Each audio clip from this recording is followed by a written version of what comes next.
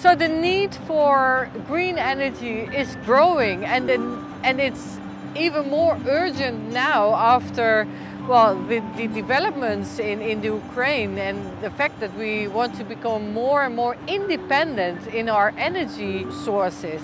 Meaning that is one of the reasons why our Dutch government has decided recently to upscale the offshore wind farm development at the North Sea. So these wind farms, they form a barrier as well underwater as above. And above we have a lot of bird species and even bats that migrate over the North Sea. Some bird species tend to avoid the wind farms, so they will have less habitats, they will have less areas to find their food. And of course there's a chance of collision. Harbor porpoise and seals, they have a very sensitive hearing, and building these wind farms causes noise. So during construction you see that there is also habitat loss for these species because they really avoid the areas.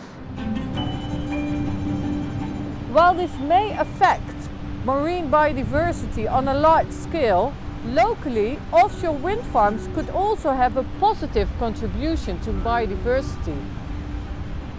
You see that there is a lot of initiatives now within these wind farms to enhance nature, like for example oyster reefs, which is possible in wind farms because there's no other activities. We at Wageningen Marine Research, we studied the migration patterns of bats over the North Sea, and as a result of that study, the wind farm operators are now obliged to shut down their wind farm in a certain time of the year where we know that the migration of bats are at a peak. Can we provide the answers in time? We don't know. And the ecology of the North Sea is very complex, and the interaction, the human interaction with the ecology as well. And we need time to research that.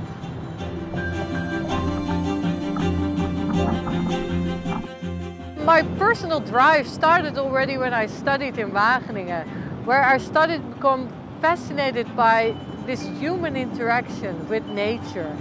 And you know, everything that we do at the North Sea has an impact, and it's up to us to do that in the most responsible way.